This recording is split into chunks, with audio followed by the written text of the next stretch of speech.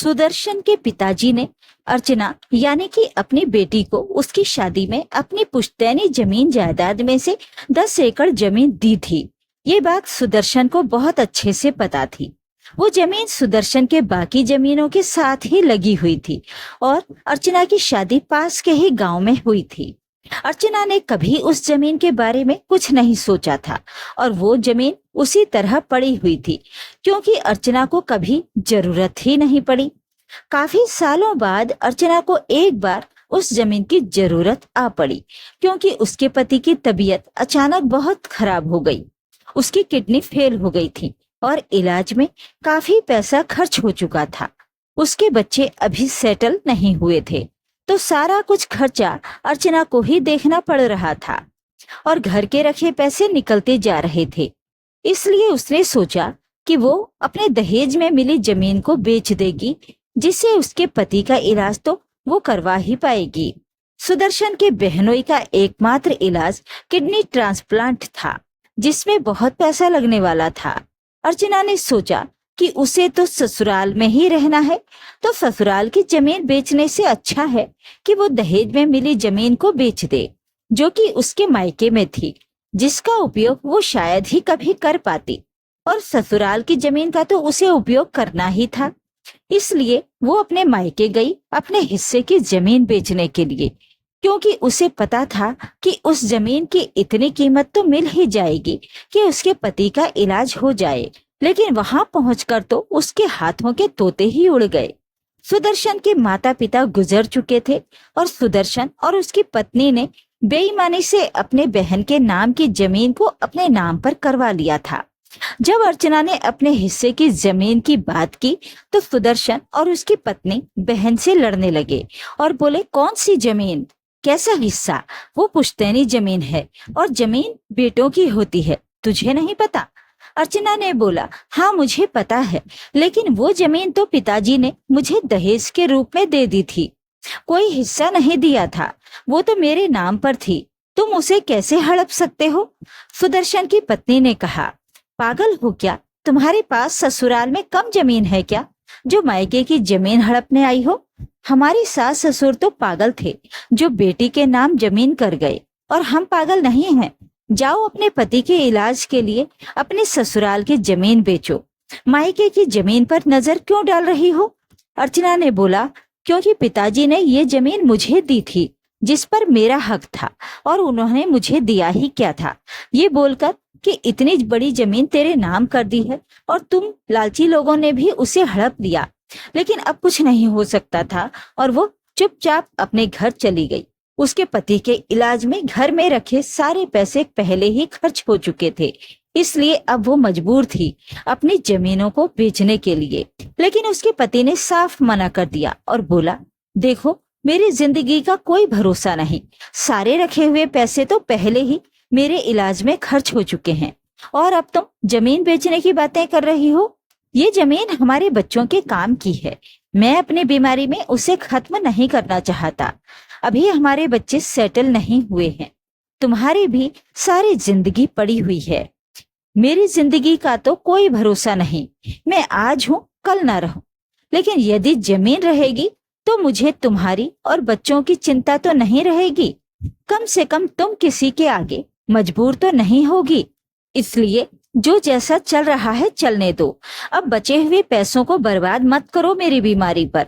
तुम्हारे लालची भाई भाभी ने तो तुम्हारी हक की जमीन भी धोखे से अपने नाम करवा ली। कोई बात नहीं, हमारे पास जो है जितना है हम उसमें खुश हैं, लेकिन अब मैं तुम्हें और पैसा अपने ऊपर बर्बाद नहीं करने दूंगा। चाहकर भी अर्चना कोई जमीन नहीं बेच पाई और एक दिन अर्चना का पति दुनिया से चला गया। उस दिन अर्चना बहुत रोई कि यदि उसके भाई भाभी ने बेईमानी नहीं की होती तो शायद वो अपने पति का इलाज करवा पाती। जीवन मृत्यु तो ईश्वर के हाथ में है, पर एक कोशिश तो वो कर ही सकती थी, जो कि अपने लालची भाई भाभी की वजह से वो नहीं कर पाई।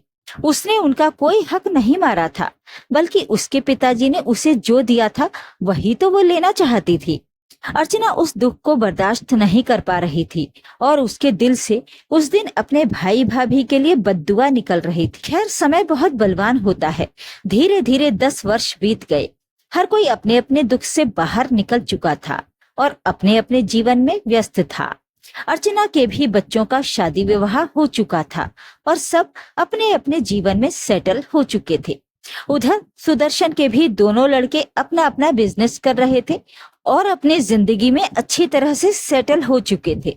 रिश्ते फिर से एक बार सामान्य हो गए थे। पुरानी बातों को भुलाकर सुदर्शन ने अपने बड़े बेटे की शादी की और बहू उनके घर में आ गई। सब कुछ अच्छा चल रहा था। सुदर्शन की एक पोती भी पैदा हो गई। सुदर्शन के बड़े बेटे की शादी को 2 वर्ष हुए थे।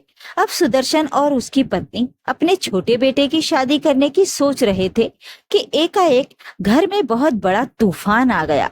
सारे विश्व में कोरोना महामारी बनकर फैला हुआ था और उसकी चपेट में सुदर्शन का बड़ा बेटा आ चुका था और बहुत कोशिश करने के बाद भी उसे बचाया नहीं जा सका और वो कोरोना की भेंट चढ़ गया। सुदर्शन के परिवार पर तो गाज गिर गई। 1 साल की छोटी बच्ची और पिता इस दुनिया से चला गया। पूरा परिवार बिखरने को आ गया था। बहुत मुश्किल से सबने खुद को संभाला था, लेकिन अपनी छोटी सी पोती का मुंह देखकर सुदर्शन और उसकी पत्नी बहुत रोते थे कि इसका क्या होगा। अब कोरोना महामारी लगभग थम चुकी थी। सुदर्शन और उसकी पत्नी अपने छोटे बेटे की शादी करने की सोच रहे थे, लेकिन साथ ही साथ में ये भी सोच रहे थे कि छोटा बेटा अपने परिवार में व्यस्त हो जाएगा और मेरे बड़े बेटे के परिवार का क्या होगा। हम कितने दिन रहेंगे, उसके बीवी बच्चों को कौन देखेगा। इसलिए बहुत सोच विचार कर सुदर्शन ने अपनी बड़ी बहू की शादी ही अपने छोटे बेटे से करवा दी, ताकि उसके बड़े बेटे की औलाद को भी पिता का प्यार मिल जाए और छोटे बेटे की भी शादी हो जाए। सुदर्शन को लगा कि चलो एक बार दोबारा हमारा परिवार बस जाएगा, सब कुछ ठीक हो जाएगा। अर्चना ने भी इस फैसले की तारीफ की और बोला, तुमने बहुत सही कदम उठाया है। एक औरत की जिंदगी संवार दी और उसकी बच्ची को भी पिता का प्यार दे दिया। और वो मन ही मन फिर सोच रही थी, काश यही संवेदनशीलता उस वक्त दिखाई होती जब मुझे जरूरत थी। लेकिन बात यह है ना कि मैं उनकी औलाद नहीं थी, बहन थी। जो संवेदनशीलता अपनी औलाद के लिए हो, बहन के लिए कहाँ होगी।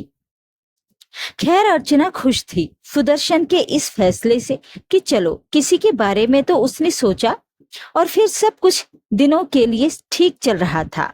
सुदर्शन के छोटे बेटे को भी एक बेटी हुई। सुदर्शन और उसकी पत्नी को लग रहा था कि बड़े बेटे की तो एक बेटी थी, छोटे बेटे को एक बेटा हो गया होता तो परिवार पूरा हो जाता। लेकिन कोई बात नहीं, अभी तो एक ही बेटी हुई है, फिर बेटा भी हो जाएगा, ऐसी भी क्या जल्दी है। ये सोचकर वो दोनों खुश थे। लेकिन विधि के विधान को कुछ और ही मंजूर था। एक दिन रोड एक्सीडेंट में सुदर्शन का छोटा बेटा भी मौत के मुंह में चला गया। पूरे घर में भयानक तूफान आ गया। जिसने सुना वो अंदर तक कांप गया कि ये कैसा न्याय है भगवान का। एक बेटे की औलाद हुई तो वो गुजर गया, दूसरे बेटे की औलाद हुई तो वो भी गुजर गया। सुदर्शन का तो खानदान ही खत्म हो जाएगा, क्योंकि दोनों बेटों को औलाद के रूप में बेटियां ही हुई हैं। सुदर्शन और उसकी पत्नी का तो रो रो कर बुरा हाल था और सुदर्शन की बहू तो अपनी सुध-बुध खो बैठी थी। उसे तो समझ में नहीं आ रहा था उसका क्या दोष है जो भगवान उसके साथ इतनी नाइंसाफी कर रहा है। अब क्या होगा उसके बच्चों का। दोनों बच्चों के सर से पिता का साया उठ चुका था। बहू की अभी उम्र ही क्या थी। सुदर्शन की अब और कोई औलाद भी नहीं थी। ऐसा लग रहा था सब कुछ खत्म हो चुका है। क्या करेगा वो इतनी संपत्ति का जो उसने इतने दिनों से जोड़ कर रखी थी। आज सुदर्शन जोर जोर से चीख कर बोल रहा था, ये सब कुछ मेरे ही कर्मों का फल है जो मेरी औलादें भुगत रही हैं। सुदर्शन और उसकी पत्नी जोर जोर से चिल्लाकर बोल रहे थे, हमने अपनी बहन का हक मारा था। हमारी बहन का पति मृत्युशैया पर पड़ा था और हमने उसके हक की जमीन हड़प ली थी, उसे बेचने नहीं दी थी। उसका पति तड़प तड़प कर मर गया था और वो उसका इलाज भी नहीं करवा पाई थी। आज हमारे किए की सजा हमें मिल रही है। उस वक्त हमें समझ में नहीं आ रहा था कि ये गलत है और ना हमें अपनी बहन के दुख का अंदाजा था। आज जब अपनी औलाद नहीं रही तो हमें अपनी बहन के दुख का अंदाजा हो रहा है।